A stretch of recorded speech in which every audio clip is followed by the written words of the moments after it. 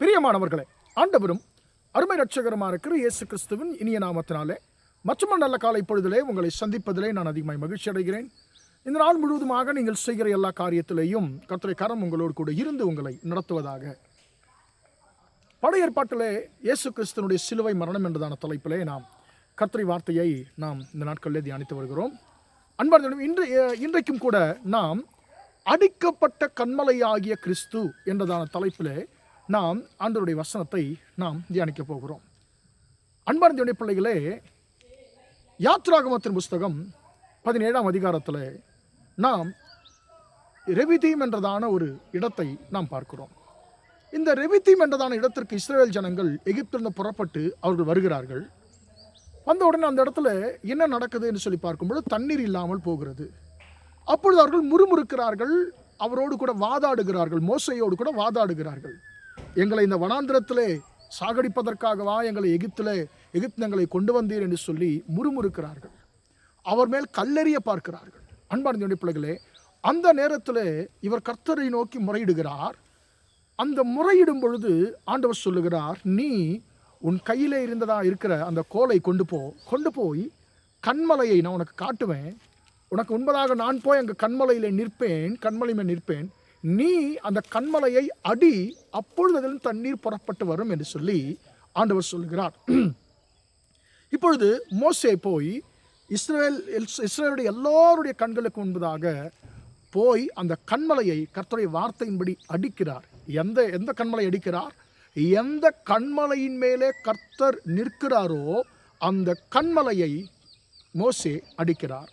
அதிலிருந்து என்ன வந்ததுன்னு கேட்டிங்கன்னா நமக்கு தெரியும், தண்ணீர் வந்தது. அவருடைய பிரச்சனை தீர்ந்து போனது. அன்பான பிள்ளைகளே, அந்த இடத்துல அவர்கள் கர்த்தருக்கு விரோதமாய் வாதாடினது நிமித்தமாக, அவர்கள் மோசையோடு கூட வாதாடி முறுமுறுத்தது நிமித்தமாக அதற்கு மேரிபா என்று சொல்லி அவர் பேர் இருக்கிறார். மேரிபா என்று சொன்னால் கலகம் என்று சொல்லி அர்த்தம். கலகம், வாக்குவாதம், இப்படி எது வேணாலும் எடுத்துக்கொள்ளலாம். அன்பான பிள்ளைகளை பாருங்க, இப்போ ஒரு இக்கட்டான ஒரு சூழ்நிலை வருகிறது. அந்த இக்கட்டான சூழ்நிலையிலே அவர்கள் என்ன சொல்லுகிறார்கள்? நாங்கள் இதுவரைக்கும் இருந்ததான எகிப்தை நாங்கள் விட்டு வந்தாச்சு, நீ நடத்துவாய் என்று சொல்லி நாங்கள் வந்து விட்டோம், கர்த்தர் நடத்துவார் என்று சொல்லி நீ சொன்னாய், இப்போ எங்களை வனாந்திரத்தில் கொண்டு வந்து விட்டிருக்கிறாய், எங்களுக்கு வாழ வழி இல்லை, நாங்கள் மரிக்கிற ஒரு சூழ்நிலை இருக்கிறது என்று சொல்லி அவர்கள், அன்பார்ந்த பிள்ளைகளே, அவர்கள் வாதாடுகிறதை பார்க்கிறோம். அன்பார்ந்த அப்பொழுது மோசேனுடைய வார்த்தை என்ன? கர்த்தருடைய வார்த்தை, கர்த்தர் என்ன சொல்லியிருப்பாரு?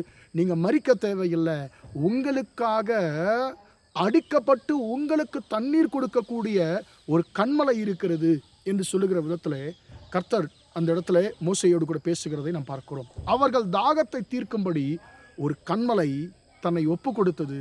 அவர்களை வாழ வைக்கும்படி ஒரு கண்மலை தன்னை அடிக்கப்படுவதற்கு ஒப்பு கொடுத்தது. அந்த கண்மலை அடிக்கப்பட்டது, அந்த கண்மலை பிளக்கப்பட்டது, அதிலிருந்து தண்ணீர் வந்தது. அன்பார்ந்த இந்த கண்மலை யாரு? இந்த கண்மலைக்கும் ஆண்டவராகிய இயேசுவுக்கும் என்ன சம்பந்தம் என்று சொல்லி நாம் நினைக்கலாம். அப்போஸ்தலனாகிய பவுல் 1 கொரிந்தியர் 10ஆம் அதிகாரத்தில் அவர் 4ஆம் வசனத்தில் அவர் ஒரு வார்த்தை சொல்லுகிறார். அவர்கள் ஞான கண்மலையின் தண்ணீரை குடித்தார்கள், அந்த கண்மலை கிறிஸ்துவே. அந்த கண்மலை, அவர்களுக்காக அடிக்கப்பட்ட அந்த கண்மலை கிறிஸ்துவே என்று சொல்லி அப்போஸ்தலனாகிய பவுல் அந்த யாத்ராகமத்திலே ரெவிதீம் என்றதான இடத்திலே அடிக்கப்பட்ட கண்மலை வேறு யாரும் அல்ல, ஆண்டவராகிய இயேசு கிறிஸ்து தான் என்று சொல்லி சொல்லுகிறார். அன்பான தேவனுடைய பிள்ளைகளே, ஆண்டவராகிய இயேசு உங்களுக்காக எனக்காக கல்வாரி சிலுவையில் அவர் அடிக்கப்பட்டார். அவர் தன்னை அடிக்கப்பட ஒப்பு கொடுத்தது நிமித்தமாக உங்களுடைய வாழ்க்கையும் என்னுடைய வாழ்க்கையும் காப்பாற்றப்பட்டது. ஜீவன் போகாதபடிக்கு நம்முடைய வாழ்க்கை காப்பாற்றப்பட்டது. அழிந்து போகாதபடிக்கு நம்முடைய வாழ்க்கை காப்பாற்றப்பட்டது. உங்களுக்காக எனக்காக ஒரு கண்மலை சிலுவையில் அடிக்கப்பட்டது. அந்த கண்மலை கிறிஸ்து. அந்த கண்மலை நீங்கள் நம்பி வந்துட்டீங்க. அந்த கண்மலை உங்களை மரிக்க விடாது. அந்த கண்மலை உங்கள் தாகத்தை தீர்க்கிற கண்மலை. அந்த கண்மலை உங்களை வாழ வைக்கிற கண்மலை. கிறிஸ்துவின் மரணம் நம்மை என்ன செய்ததுன்னு சொன்னால் நம்மை வாழ வைத்தது.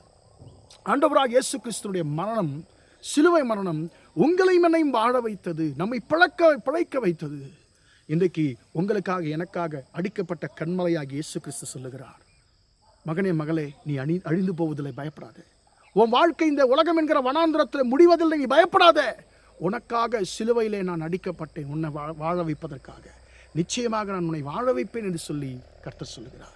எனவே நம்மை வாழ வைக்க அடிக்கப்பட்ட அந்த கண்மலையாகி இயேசுவுக்கு நம்முடைய வாழ்க்கையை ஒப்புக் கொடுப்போமா? ஜெபிப்போம். பிதாவே, நம்மை நன்றியோடு துதிக்கிறோம், ஸ்தோத்திரிக்கிறோம் ஐயா. இம்மட்டுமாக அந்த வார்த்தைகளை கேட்டோம். உடைய பிள்ளைகளை கர்த்தர் நீர் ஆசீர்வதிங்க ஆண்டவரே. அப்பா ஸ்தோத்திரம், நீர் அடிக்கப்பட்ட கண்மலையாய் ஆண்டவரே. அப்பா எங்களுக்காய் அடிக்கப்பட்ட ஆண்டவரே, அப்பா ஸ்தோத்திரம், கண்மலையாய் சிலுவையில் நம்மை ஒப்புக் கொடுத்தீர் ஆண்டவரே. அது நிமித்தமாய் தகப்பன் ஆண்டவர் நாங்கள் பிழைத்திருக்கிறோம் ஐயா. இன்றைக்கு இந்த வார்த்தையை கேட்டுக்கொண்டிருக்க ஒவ்வொருவருக்கும் ஆண்டவரே, அப்பா ஸ்தோத்திரம் ஆண்டவரே, உங்களுடைய கல்வாரி சிலுவையினால் உண்டாகிற எல்லா ஆசீர்வாதங்களும் ஆண்டவரை கிடைக்கட்டும் என்று சொல்லி ஜெபிக்கிறேன் தகப்பனே. எங்களுக்காய் அடிக்கப்பட்ட கண்மலையே உமக்கு ஸ்தோத்திரம் கர்த்தாவ். ஆண்டவரே, உம்மை குத்தின பொழுது ஆண்டவரே, ஈட்டியால் குத்தின பொழுது ஆண்டவரே, ரத்தமும் தண்ணீரும் புறப்பட்டதே.